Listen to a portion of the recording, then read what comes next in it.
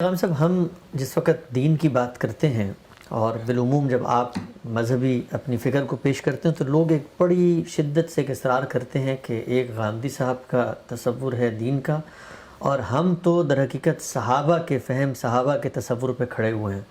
میں دوبارہ بالکل کیٹیگوریکلی، اس طرح میں نے قرآن کے بارے میں پوچھا، قرآن رسول اللہ صلی اللہ علیہ وسلم لائے تو پہلے مخاطبین آپ کے وہ ساتھی، آپ کے وہ جلیل القدر صحابہ کرام ہیں جن کے بارے میں اللہ نے یہ گواہی دی ہے کہ نہ دین کو پہنچانے کے معاملے میں کوئی خیانت ہے اور اللہ ان سے راضی ہے۔ وہ جو اولین مخاطبین ہیں ان کا طرز عمل اس پورے تصور کے بارے میں جو ہمارے صوفیہ بتاتے ہیں، یعنی چاروں سلسلے ہیں، چشتیہ، سہروردیہ، قادریہ اور نقشبندیہ۔ آغاز ہوتا ہے مثلا آپ کے ذکر بالسر یا ذکر اعلانیہ سے، اور پھر قلب جاری ہوتا ہے، اور اس کے بعد فنا فی الشیخ، فنا فی رسول، فنا فی اللہ کے مراحل۔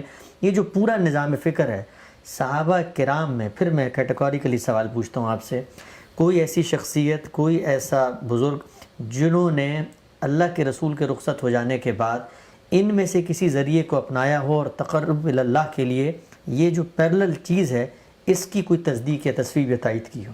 میں نے جس طرح آپ سے عرض کیا نا کہ جب میں نے ایک طالب علم کی طور پر قرآن کو پڑھا اور قرآن مجید کے لفظ لفظ کو کھنگال کر دیکھنے کی کوشش کی تو معلوم ہوا کہ یہ سب کچھ اس کے لیے اجنبی ہے۔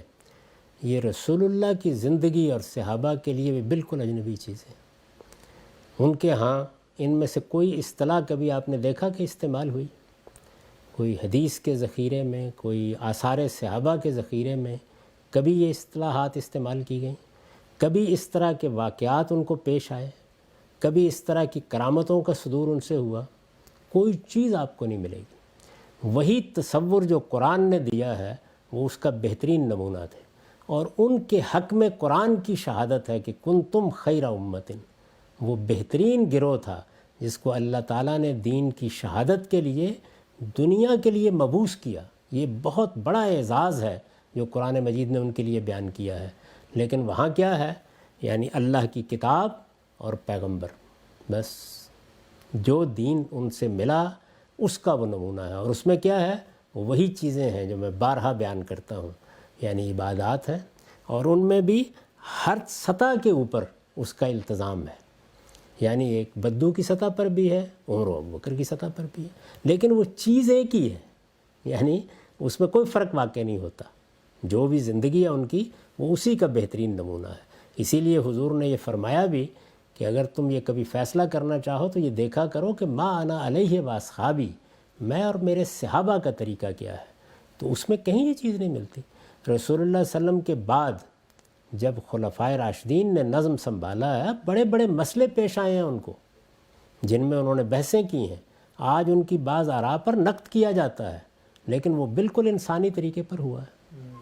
یعنی نہ یہ کوئی روحانیت کے محافل، نہ مجالس، نہ اس طرح کی زندگی۔ ان میں سے کوئی تجارت کر رہا ہے، کوئی بازار میں بیٹھا ہوا ہے، کوئی ریاست کی ذمہ داریاں انجام دے رہا ہے، کوئی مال کی حیثیت سے اپنی خدمت انجام دے رہا ہے۔ یعنی وہ دنیا ہی بالکل اور ہے، اس سے بالکل مختلف ہے۔ یہ تعبیریں، یہ اصطلاحات کہیں بھی نہیں ہیں۔ بعض ضعیف قسم کی روایتوں سے لوگ استدلال کرتے ہیں، لیکن یہ واقعہ ہے کہ اس موقع کے اوپر ہر آدمی کو سوچنا چاہیے کہ کیا یہی طریقہ ہے دین کو سمجھنے کا؟ قرآن مجید کو سامنے رکھ کر، اس کے پورے فریم کو سامنے رکھ کر پیغمبر کی زندگی کو بھی دیکھنا چاہیے اور صحابہ کرام کی زندگی کو بھی دیکھنا چاہیے۔ اس طرح کی کوئی چیز کسی مرحلے پر آپ کو نہیں ملتی۔ اور یہ جو عام طور پر قصے جیسے ساریہ ہے یا ساریت الجبل، اسی طرح نیل کے نام خط، آپ تحقیق کر کے دیکھ لیجئے، کوئی حیثیت نہیں ہے ان قصوں کی۔ یعنی یہ بالکل جھوٹی روایتیں ہیں جو بعد میں ضعیف جھوٹی روایتیں جو منسوب کر دی گئیں، اور وہ بھی کوئی ایک آدھ بڑی مشکل سے جا کے اس طرح کا واقعہ تلاش کرتے ہیں۔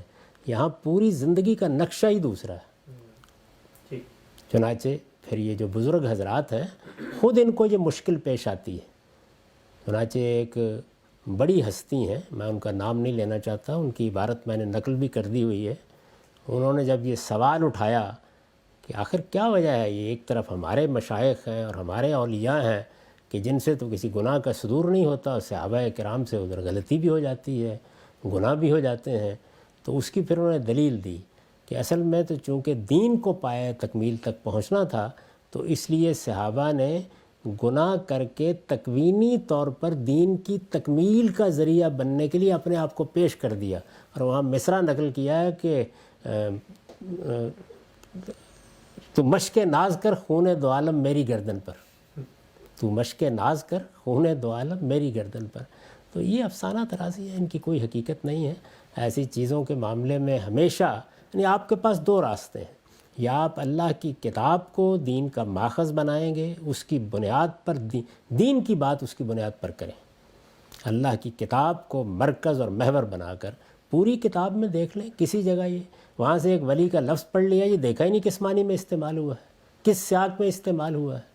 وہ چونکہ لفظ استعمال ہو گیا ہے. یہ بالکل ایسی بات ہے جب میں نے لوگوں کو توجہ دلائی 2015 میں کہ یہ خلافت کوئی دینی اصطلاح نہیں ہے، یہ تو عربی زبان کا ایک لفظ ہے اور قرآن میں ان 3 معنی میں استعمال ہوا ہے. اسی طرح کا معاملہ اس لفظ کا ہے جس کو آپ ولی کہتے ہیں. کوئی اصطلاح نہیں، کوئی تعبیر نہیں. قرآن مجید نے جس وقت یہ بیان کرنا چاہا ہے کہ مراتب کیا انسان حاصل کرتا ہے، تو میں نے آپ کو بتایا کہ کیا بیان کیے ہیں. یعنی اللہ کے پیغمبر ہیں جن کو اللہ نے بڑا درجہ دیا، اس کے بعد صدیقین ہیں، شہداء ہیں، صالحین ہیں، بس. اور یہ سب آپ دیکھیے، صدیقین آپ کے عمل کی تعبیر ہے، نہ کسی روحانی مرتبے کی. شہادت آپ کے عمل کی تعبیر ہے. تو وہاں سارا کا سارا جو زور ہے وہ اس چیز پر ہے. اور یہاں صورتحال کیا ہے؟ یہاں یہ ہے کہ افلاک کی سیریں ہیں، روحانی عالم کو فتح کرنا ہے، اور اس میں ساری وہ بطلموسی حیات ہے، اسی کے افلاک ہیں جن میں گردش ہوتی ہے. یہ معلوم ہی نہیں ہوتا کہ دنیا کہاں سے کہاں پہنچ گئی. تو یہ سب چیزیں جتنی ہیں یہ حقیقت ہے کہ نہ اللہ کی کتاب انہیں قبول کرتی ہے، نہ پیغمبر کے ارشادات انہیں قبول کرتے ہیں، اور نہ صحابہ کرام کی زندگی انہیں قبول کرتی ہے.